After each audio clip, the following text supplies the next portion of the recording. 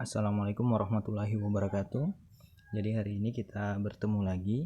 Nah, untuk hari ini kita akan belajar bahasa Indonesia dan materinya adalah surat pribadi dan surat dinas. Jadi di sini kita akan membedakan mana yang bentuknya surat pribadi dan mana yang bentuknya surat dinas dan apa fungsi dari masing-masing keduanya. Nah, untuk materi yang pertama, kita akan langsung membahas tentang surat pribadi. Nah, surat pribadi ini adalah surat yang digunakan untuk berkomunikasi secara pribadi, bersifat tidak resmi dan berisi tentang masalah hidup. Jadi surat pribadi ini ditulis oleh seorang individu atau perseorangan untuk orang lain atau instansi lain. Oleh karena itu, bahasa dari surat pribadi bersifat santai, mudah dipahami dan komunikatif. Nah, maksudnya bahasa dari surat pribadi ini tidak terlalu formal, seperti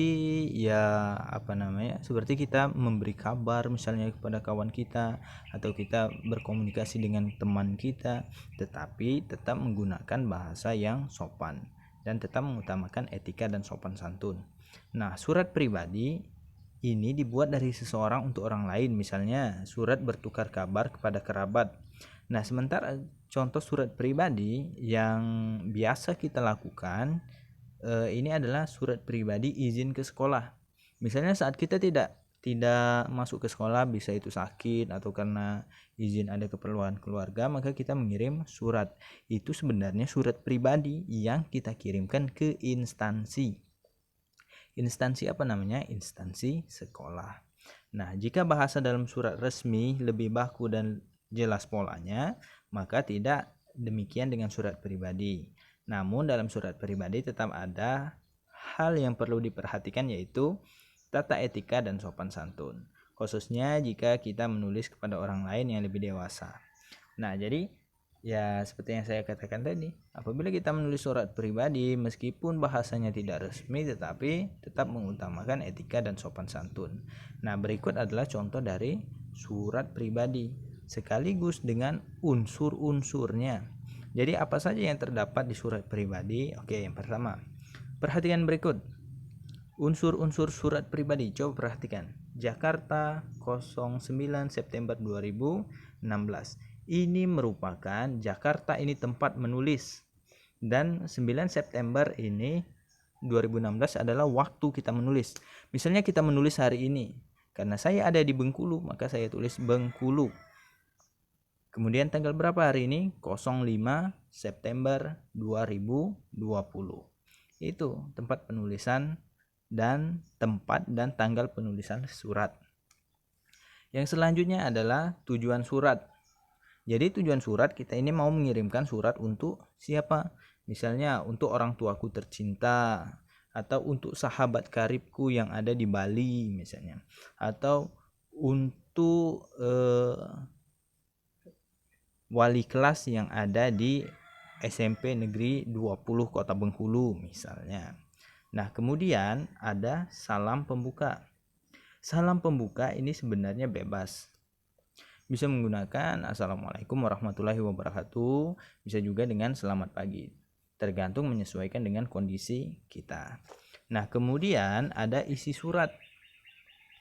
Jadi, isi surat sebenarnya adalah apa yang ingin kita sampaikan di sana. Jadi, tujuan kita menulis surat ini apa misalnya?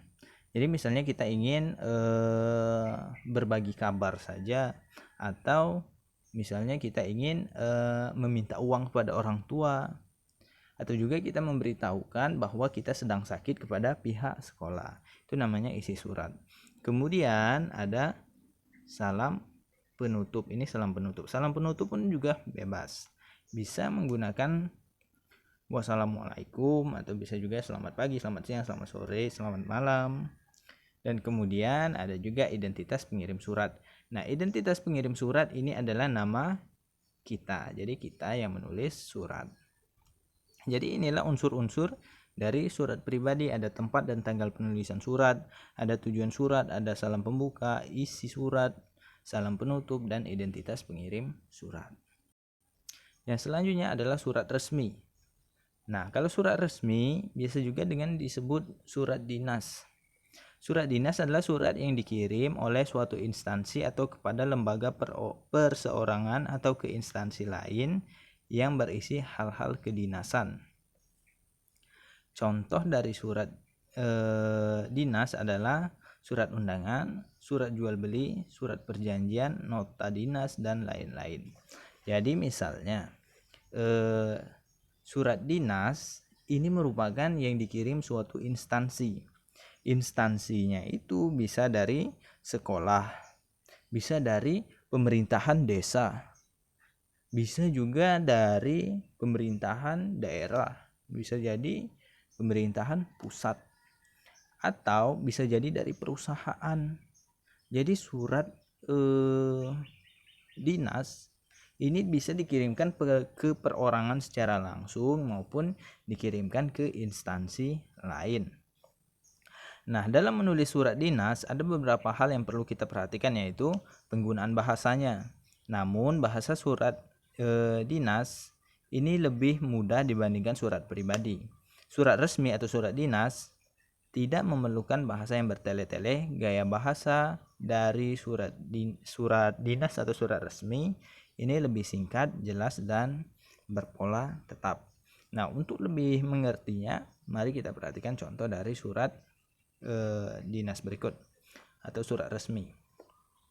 Coba perhatikan di sini. Berbeda dengan surat pribadi tadi, unsur yang pertama dari surat dinas adalah kepala surat atau kop surat. Mana kepala surat atau kop surat? Ini adalah kepala surat atau kop surat. Biasanya misalnya Bapak Ibu atau teman-teman semua pernah melihat undangan dari desa lah, anggap saja desa yang paling dekat dengan kita, atau dari kecamatan atau dari kelurahan. Pasti dia nanti menggunakan ini, kepala surat atau kop surat. Ini merupakan kop surat namanya. Yang selanjutnya adalah nomor surat. Ini yang kedua, nomor surat. Jadi surat ini dikeluarkan oleh instansi itu nomor berapa. Jadi kalau instansi mengeluarkan surat itu pasti dicatat. Surat ini yang surat nomor berapa, kemudian surat selanjutnya surat nomor berapa, itu namanya nomor surat. Kemudian ada tanggal surat. Tanggal surat tetap kapan kita menulis surat ini. Misalnya kalau kita mau menulis hari ini ya tanggal 5 September 2020.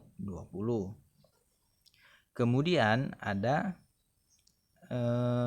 lampiran. Jadi di sini ada lampiran berkas. Nah, biasanya kalau surat dinas itu menggunakan lampiran. Lampirannya itu ya macam-macam apa yang diperlukan di dalam surat itu. Misalnya kalau dia surat dinas tentang undangan, berarti dia bisa jadi melampirkan agenda acaranya atau jadwal acara yang akan dilaksanakan di undangan tersebut.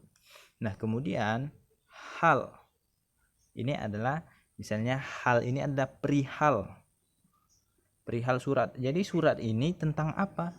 Kalau ini misalnya permohonan surat izin atau juga undangan. Kemudian ada selanjutnya adalah ini, yang keenam adalah alamat surat. Maksudnya surat ini ditujukan ke siapa. Kalau ini surat ini ditujukan kepada wali murid Sofia Nazilah di Tuban. Kemudian ada salam pembuka. Jadi biasanya kalau surat dinas salam pembukanya ini dengan menggunakan dengan hormat.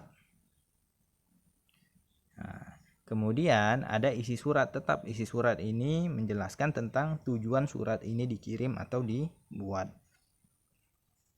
Nah, kalau tujuan surat ini dibuat adalah untuk meminta izin kepada orang tua. Coba kita baca baik-baik. Yang kemudian ada penutup surat. Nah, penutup surat ini menggunakan bahasa, biasanya mengucapkan terima kasih atas kerjasamanya atau terima kasih atas perhatiannya.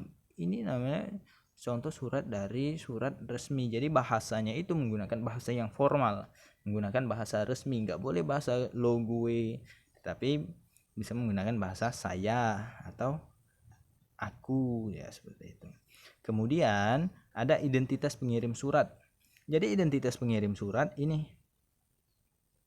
nah ini ini pengirim surat. Jadi siapa yang mengirim surat di sini? Yang di sini adalah kepala sekolah, atau bisa juga kalau dari desa kepala desa, kalau dari kabupaten berarti bupati nanti. Nah, yang selanjutnya adalah salam penutup. Salam penutup ini hormat kami gitu ya. Kemudian ada tanda tangan ketua panitia. Nah, inilah perbedaan antara surat resmi dan surat pribadi. Perbedaan secara umumnya yang pertama ini ya, kalau surat pribadi dia tidak ada kop atau tidak ada kepala surat, tidak ada di surat pribadi. Kemudian di surat pribadi juga tidak ada yang ini, nomor surat, lampiran surat, dan perihal. Kalau yang lainnya semuanya hampir sama ada. Nah, untuk materi hari ini cukup sampai di sini. Semoga kita bisa memahami dan semoga pelajaran ini bisa bermanfaat untuk kita semua. Dan jangan lupa nanti silakan dikerjakan tugasnya. Terima kasih.